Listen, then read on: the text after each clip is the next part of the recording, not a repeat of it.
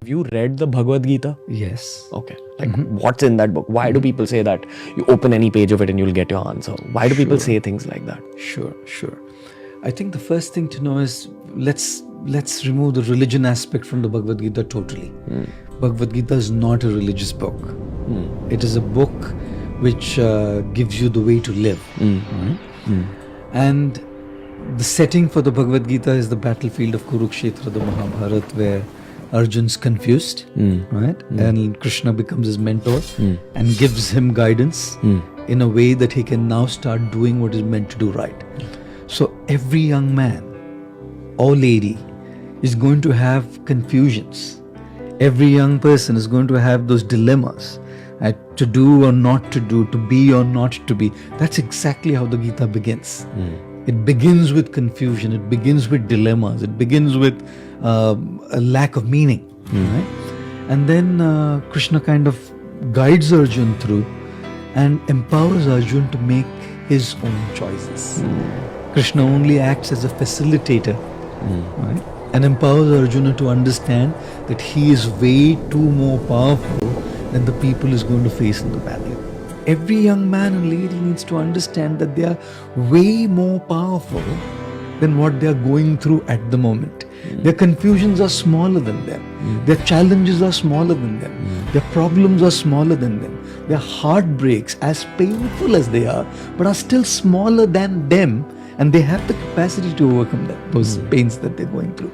So I think that's precisely where books like the Gita help a lot, because they build in you that sense of confidence And strength. fortitude, that I have the power as a spiritual being to overcome everything that's going on in my life, and I have the power to be able to make the difference and that impact, because I am a spiritual being.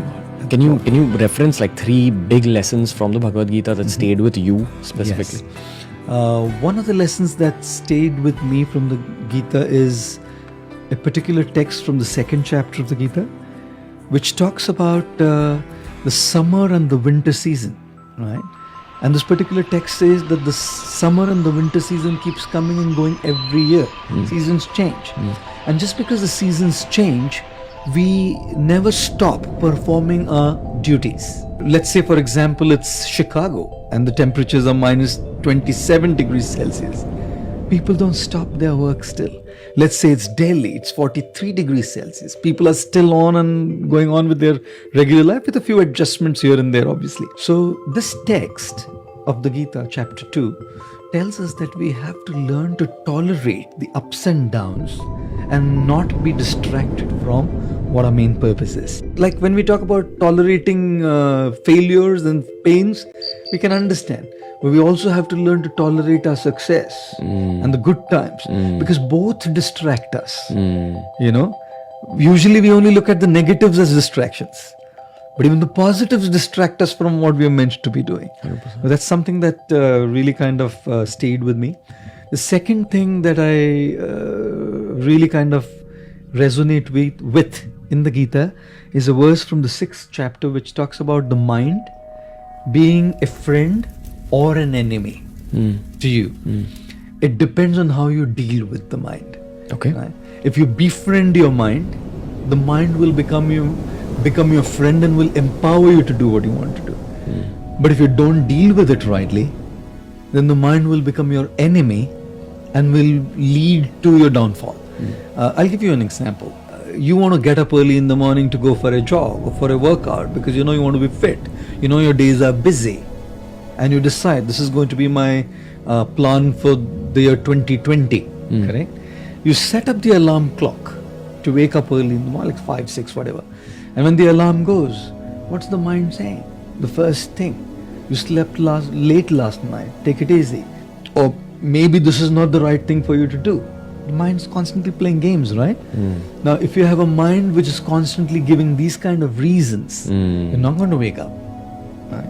On the other hand, if you learn to train your mind using the proper intellectual process, right, proper spiritual process, your mind can be your greatest asset and your friend. Which is meditation, good books. Meditation, books, right?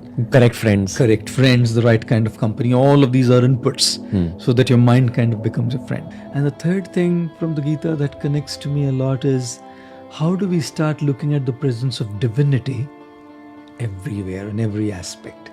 We don't have to necessarily go to a place of worship to look at the presence of divinity. You can look at the presence of divinity in nature. You can look at the presence of divinity in other people.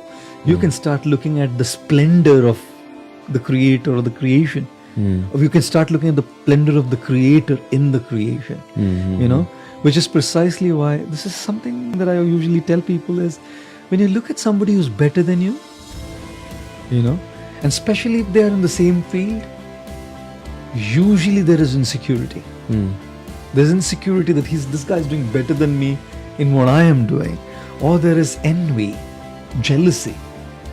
Sometimes it goes to the extent of sabotaging that other person's work as well. You know? And it has happened in the world. It happens all the time. So when you start looking at divinity in creation, you start looking at how divinity has empowered somebody to do something in a special way. That person has been gifted by higher powers, right? And to sabotage that person's work or to be envious about that person or to feel insecure means actually insulting somebody who's given that gift to him, you know? But if I look at that person and derive inspiration from that person, I can seek that inspiration to follow my aspiration, you know? So that aspect of the Gita also kind of really resonates with me, that you start looking at divinity everywhere and in every place around you, including people who are doing better, because it's not them. You can see straight away. Very often I see people who do remarkable stuff, and they usually, when they speak, they say it's they doing it, and of course they're doing it. No doubt that there's a part that they're doing. But you can tell that there's something beyond them that's kind of making them do it. Whether it's acting, speaking, singing, something. There's an element which is not necessarily effort, not their effort. You know? X factor. X factor. And when you start appreciating that X factor as divinity, oh, that's something that really kind of connects to me as well.